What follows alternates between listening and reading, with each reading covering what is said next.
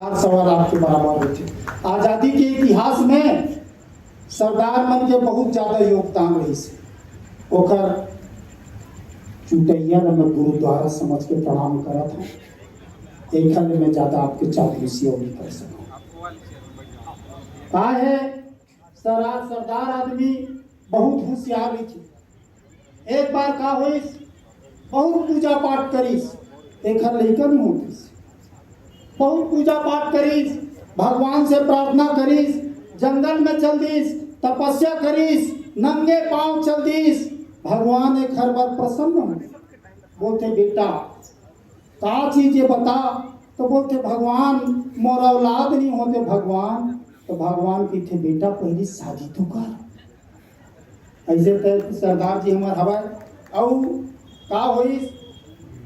एक बार का हुई से देश प्रेम की संबंधित और भरे भरे तिरंगा लेकर झंडा का घूमत रहे डंडा में, कभी ये तीर लहरावा है, कभी ये तीर लहरावा है, कभी ये तीर लहरावा है, फिर ये तीर लहरावा है। मैं कह सरदार जी बोले का है भाई, तिरंगा में 3 रंग होते। पहली जो केसरिया रंग थे हिंदू के प्रतीक है, सफेद रंग क्रिश्चियन के प्रतीक है, और जो हरा रंग है मुसलमान के प्रतीक है। इसमें क्या है आपका है, तो एक ही थे इसमें डंडा लगा तेरा पाप का है। एक बार जोरदार ताली से आप स्वागत करो, 4 लाइन से संबोधित करो। तो सीधा अपन मंच में आऊं कि अपने लिए तो हम जी लिए बहुत थे, अब दूसरों के लिए जीने का समय आया है। अपने लिए तो हम जी लिए बहुत थे, अब दूसरों के लिए जीने का समय आया है। उठो उठो प्यारे तुम सबको जगाओ, अब देश के लिए तुम करने का समय आया है। मरने मराने का तो दिन अब लग गया, मरने मराने का तो दिन अब लग गया। पाकिस्तान ने हमें आंख को दिखाया है, और उनको ही मारेंगे घुस कर घर में ही। 56 इंच सीना वो अपना दिखाया है। 56 जोरदार ताली सर को।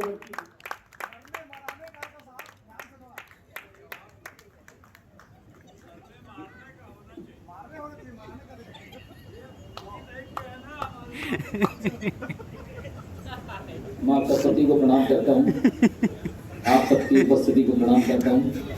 छत्तीसगढ़ शासन संस्कृति विभाग का बहुत बहुत आभार, बहुत बढ़िया आयोजन, और हम उनका आभार व्यक्त करते हैं। आप लोग बहुत अच्छा सुन रहे हैं, और बिना किसी भूमिका के समय की अपनी सीमा है। भगत सिंह जी की इन पंक्तियों से अपनी शुरुआत कर रहा हूँ।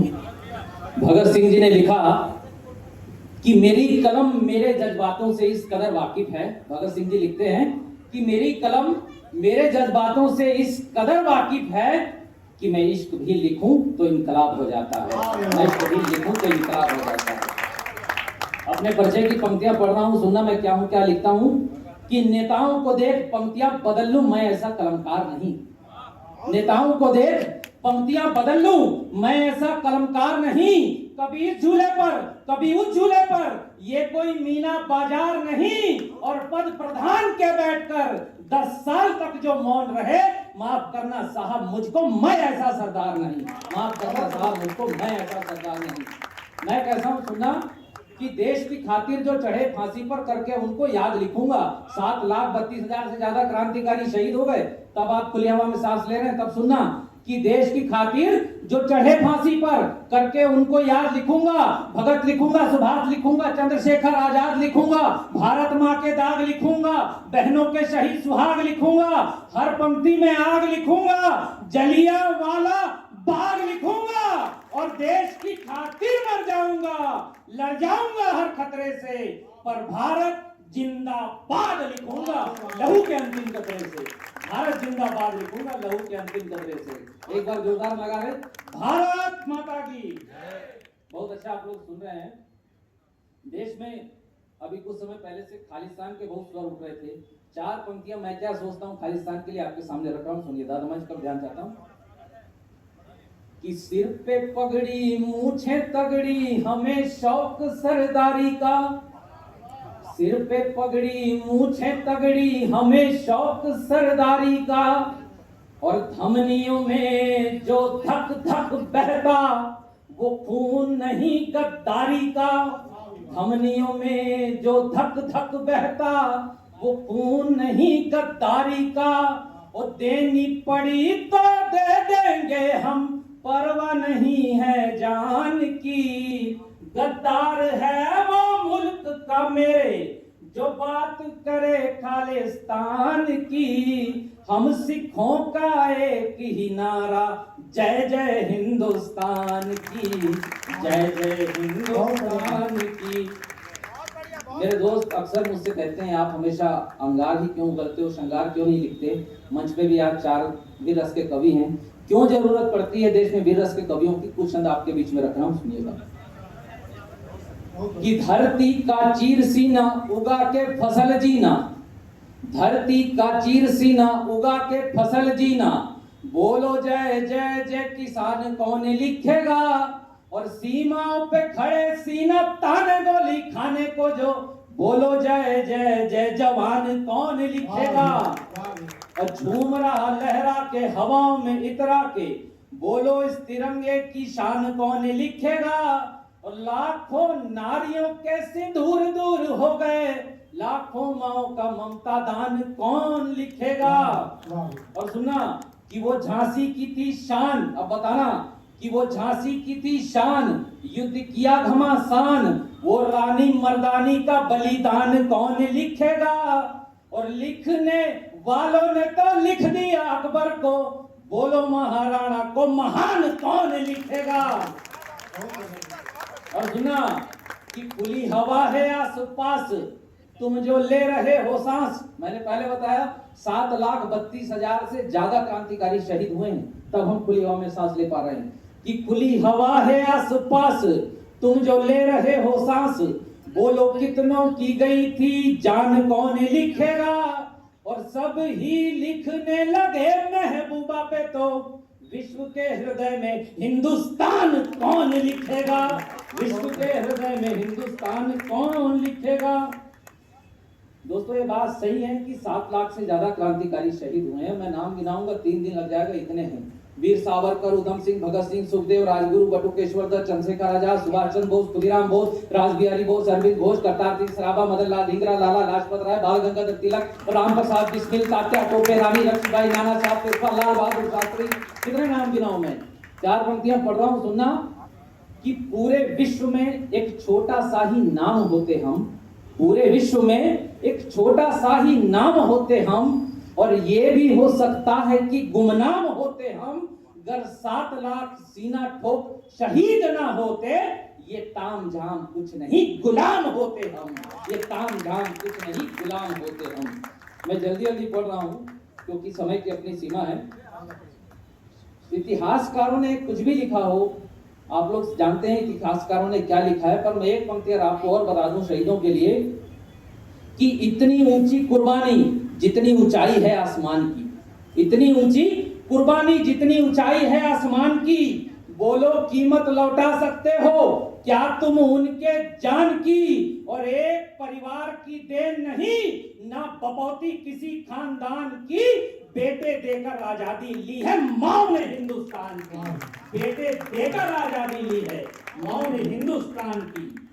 अभी आपने देखा ऑपरेशन सिंदूर हुआ, ऑपरेशन सिंदूर हुआ तो हमारे देश के ही कुछ लोगों ने उलझुल बयान दिया, उल्टा सीधा बोला। तब एक क्षण मैंने लिखा, सुनना, जब घर के लोगों से ये सुनना पड़े कि कुछ भी अच्छा अगर होने लगे देश में तो, चौथी पंक्ति में बताना अगर सही लिख दिया हो तो आप तालियों से समर्थन कर देना, कि कुछ भी अच्छा अगर होने लगे देश में तो, झूठ बोलता है वो मक्कार जाग जाता है। और कैसे हम दूसरों से लड़ेंगे आप बोलो, अपना ही यार हथियार दाग जाता है, अपना ही यार हथियार दाग जाता है। और शस्त्रों से तेज मार शब्दों से करके वो इज्जत को कर तार तार भाग जाता है। और सेना जब सरहदों पे सीना तानती है तब इनके अंदर का गद्दार जाग जाता है, इनके अंदर का गद्दार जाग जाता है। सब राज अब खुल चुके हैं, सब राज अब खुल चुके हैं, बोलो अब हम क्या खोले, आगे खुद सब समझदार हैं, हम इससे ज्यादा क्या बोले, हम इससे ज्यादा क्या बोले। हमारे बीच में कारगिल योद्धा मेरे बड़े अच्छे मित्र विजय डागा जी बैठे, एक बार इनके लिए जोरदार तालियां बजाइए। इनको मैंने एक दिन फोन किया और पूछा, मैंने कहा दादा ये पाकिस्तान की आर्मी कितनी बड़ी है, तो ये 10 सेकंड तक कुछ नहीं बोले। मैं फिर पूछा, मतलब दादा ये पाकिस्तान की आर्मी कितनी बड़ी है, तो 10 सेकंड के बाद बोले आधा घंटा। तो तब मैंने एक क्षण लिखा, तालियां कल बजा देना आपको जब समझ में आ जाए। तब मैंने एक क्षण लिखा और इनको सुनाया, सुनिएगा कि पाक ने पसारे हुए पांव जो पीओके पे, पाक ने पसारे हुए पांव जो पीओके पे, भेजा घूमते ही सब उखाड़ देंगे हम, और पैंट गीली हो जाएगी पाक के पठानों की भी सीमाओं से सीना तान जब दहाड़ देंगे हम। और भूत जो चढ़ा है तुमको कश्मीर लेने का, चिंता ना करो मिनटों में सब झाड़ देंगे हम। और पाक को पाट पाट करके पूरा सपाट, हर एक नदी घाट तिरंगा गाड़ देंगे हम, हर एक नदी घाट तिरंगा गाड़ देंगे हम। अंतिम पंक्तियां पढ़ रहा हूं और अपना स्थान लेता हूं। दोस्तों, देश में सर्जिकल स्ट्राइक हुई, हमारी सेना ने चीन बॉर्डर पर जो किया उसको भी फर्जी बताया गया, सर्जिकल स्ट्राइक के सबूत मांगे गए। अरे देश में ऐसे बहुत से मुद्दे हैं जिस पर राजनीति की जा सकती है। हमको ये सिखाया जाता है कि कविता इशारे का नाम है, बिना नाम लिए आप इशारे में बात कर दीजिए। इसलिए मैं बिना केजरीवाल का नाम लिए भारतीय सेना की तरफ से 2 पंक्तियां पढ़ रहा हूं और स्थान ले रहा हूं, वीर गति को प्राप्त होता हूं कि मुद्दे, अंतिम पंक्ति में सही जवाब दिया हो तो आपकी तालियां देना, मैं वीर गति को प्राप्त हो जाऊंगा। कि मुद्दे बहुत है देश पे राजनीति करने को, मुद्दे बहुत है देश पे राजनीति करने को, पर उनसे सबूत ना मांगो जो तैयार रहते हैं देश पे मरने को। और जिस पे करो राजनीति तुम, ये कोई धर्म या जात नहीं, और सेना पर उंगली उठाओ इतनी तुम्हारी औकात नहीं। जय हिंद।